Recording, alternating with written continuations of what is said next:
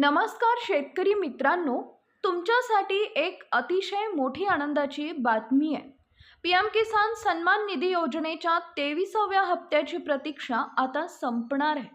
सरकार या योजनेत दरवर्षी 6,000 रुपये खात्यात जमा करते. 2,000 रुपये 3 टप्प्यात जमा करण्यात येतात.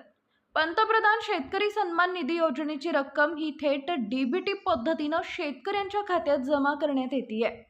आता शेतकऱ्यांचं लक्ष हे 23व्या हप्त्याकडे लागलेलं आहे. हा हप्ता कधी जमा होईल याची उत्सुकता लागलेली आहे. पीएम किसान योजनेचा हप्ता हा 4 महिन्यांच्या अंतरानं जमा होतो. योजनेचा 22वा हप्ता मार्च महिन्यात जमा झाला होता. त्यामुळे 4 महिन्यांच्या अंतरानं हा 23वा हप्ता जुलै 2026 मध्ये जमा होण्याची शक्यता आहे. सरकारने याविषयीची कोणतीही अधिकृत माहिती दिलेली नाहीये. योजनेत हप्ता अगोदर जाहीर करण्यात येतो आणि पंतप्रधान देशातील कानाकोपऱ्यात असले तरी एका क्लिकवर हा पैसा धडाधड देशातील कोट्यावधी शेतकऱ्यांच्या खात्यात जमा होतो.